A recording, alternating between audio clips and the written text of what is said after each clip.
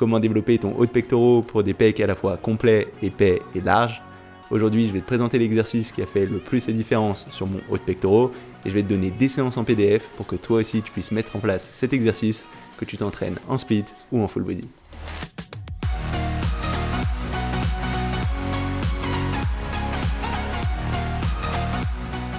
Salut, ici Nico et bienvenue dans un nouvel épisode de ma mini-série Déclic dans laquelle je donne l'exercice qui a fait le plus la différence sur chaque partie de mon corps.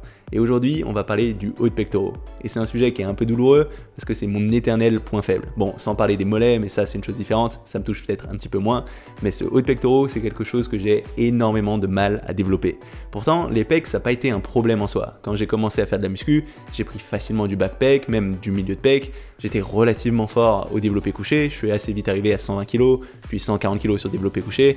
Mais mon haut de pectoraux, il est toujours resté à la ramasse. Alors, si j'ai eu beaucoup de mal à commencer à le développer, maintenant je commence à avoir des résultats là-dessus et je commence à être un petit peu plus satisfait des résultats que j'ai eus.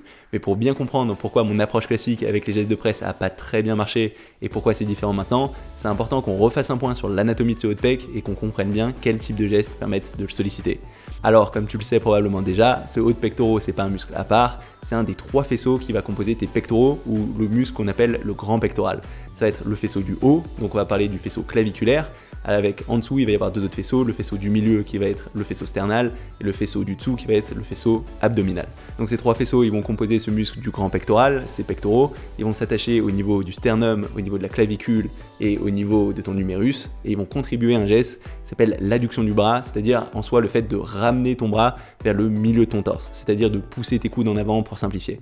Ils vont aussi contribuer à la rotation interne de ton humérus et la partie claviculaire qui nous intéresse le plus, donc ce faisceau claviculaire, ce haut de pectoraux, il va s'attacher à ta clavicule, à ton humérus, il va participer à ce geste d'adduction du bras, donc de ramener ce bras vers le milieu de ton torse, mais là où il va le plus contribuer, c'est quand tu vas arriver au-delà de la ligne médiale. Concrètement, ça veut dire quand tu vas commencer à croiser ton bras, quand tu vas être en diagonale de ton autre épaule, c'est là que ton haut de pectoraux va le plus contribuer. Et de par l'orientation des fibres qu'il compose, qui part de ta clavicule et qui descend vers l'humérus, il va aussi assister dans ce qu'on appelle l'antépulsion de ton bras. Donc concrètement, ça veut dire lever ton bras vers le haut. C'est un geste qui est principalement initié par la portion avant de l'épaule, mais ce haut de pectoraux, cette portion claviculaire des pectoraux, elle va aussi assister à ce lever de bras.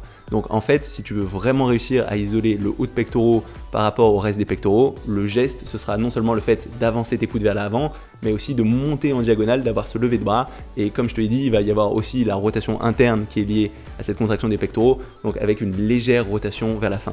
Donc dans l'idéal, si tu veux cibler ce haut de pectoraux, il va falloir que tu aies un exercice qui mimique ce geste. Et c'est pas forcément évident à avoir. D'ailleurs, sur les gestes de presse comme le développé couché, tu vas bien rapprocher ton coude vers le milieu de ton torse, mais le truc c'est que c'est à la fin de l'exercice, quand tu vas avoir les bras presque tendu, que tu vas avoir le moins de tension, mais c'est aussi là que ton haut de pec est censé le plus travailler. Donc ça va pas être des exercices idéaux pour travailler ce haut de pec.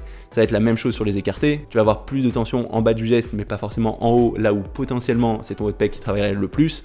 Et en plus, sur tous ces gestes, on n'a pas particulièrement cette levée du bras qui va aider à vraiment bien recruter ce haut de pectoraux. Donc ce sera des gestes qui vont le cibler dans une certaine mesure, mais qui seront sous-optimales pour vraiment développer ce haut de pec. Alors concrètement, quel type d'exercice va t'aider à faire ça ? Et maintenant je vais te donner l'exercice qui m'a moi le plus aidé à donner de la masse sur ce haut de pectoraux. Je vais aussi te donner les points clés pour que tu tires un maximum de résultats de cet exercice.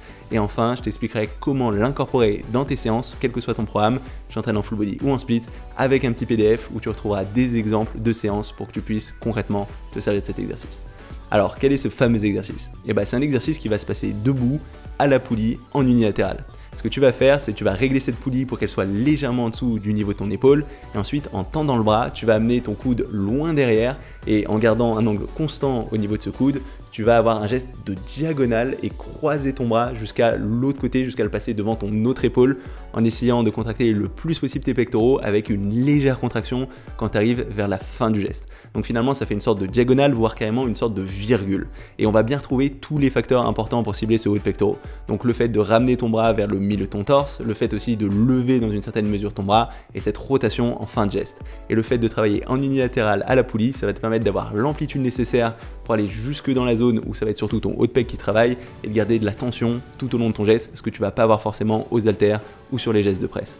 Donc ça va être vraiment un super exercice et il va y avoir un certain nombre de points qui vont te permettre d'en tirer un maximum de résultats.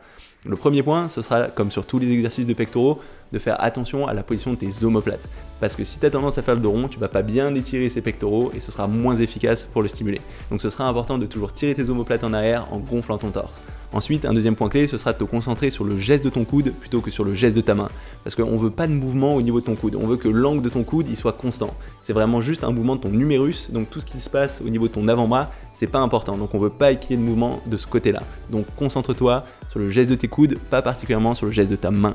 Et le troisième point, ce sera d'aller bien jusqu'au bout du geste et de poser en contraction complète pour bien sentir la contraction de ton haut de pec sur la fin du geste. Même ce que tu peux faire, c'est utiliser la main qui ne travaille pas pour sentir ton haut de pectoraux et bien le sentir se contracter. Ça devrait te donner un petit retour qui t'aidera à plus facilement sentir cette contraction.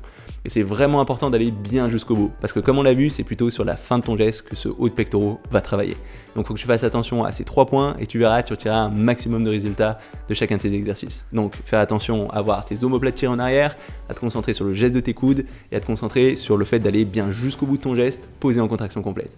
Alors maintenant, la question qui se pose, c'est une fois que tu sais faire cet exercice, comment concrètement t'en servir?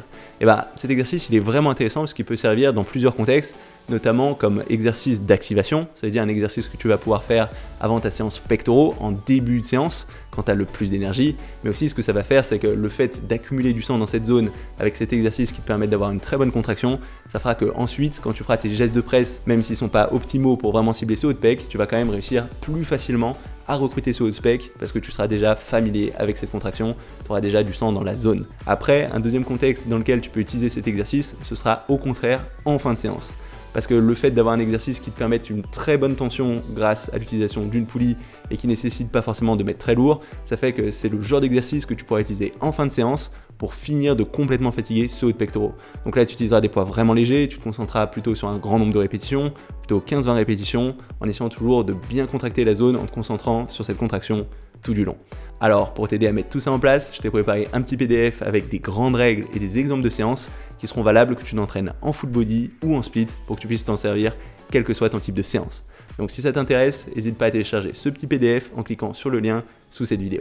Ça va être tout pour aujourd'hui. Si jamais tu as du mal avec ce haut de pec, je te conseille vraiment d'essayer cet exercice. Il a fait une énorme différence pour moi. C'est vraiment avec cet exercice que j'ai commencé à avoir de la différence sur mon haut de pec. Il y a encore du travail, mais je sens qu'il y a une grosse différence qui commence à se mettre en place et j'ai tendance à l'attribuer à cet exercice. Donc si aujourd'hui tu ne sais pas comment développer cette zone, n'hésite pas à l'essayer, t'as rien à perdre. Si jamais ça t'a plu, n'hésite pas à mettre un petit pouce bleu. Tu peux aussi mettre un petit commentaire, en particulier si tu as des ressources ou des expériences en lien avec ce thème. Si tu as des questions que tu aimerais m'envoyer, tu peux le faire sur nico.dalam@gmail.com. Par contre, essaye de rester concis parce que je reçois beaucoup de mails. Si t'es pas encore inscrit à ma chaîne YouTube, n'hésite pas à le faire maintenant, comme ça tu sauras quand je sors de nouvelles vidéos. Tous les jeudis, je continue à sortir des épisodes de cette mini-série déclic dans laquelle je donne le déclic, l'exercice qui a fait le plus de différence sur chacune des parties de mon corps. Et le lundi, je sors un épisode de 2 minutes science dans laquelle je réponds à une question de la musculation en faisant le tour de la science sur le sujet en 2 minutes ou presque. Donc si t'es pas encore inscrit à ma chaîne YouTube, n'hésite pas à le faire maintenant pour pas rater ces vidéos. C'est tout pour aujourd'hui et on se retrouve très rapidement dans une nouvelle vidéo. Salut!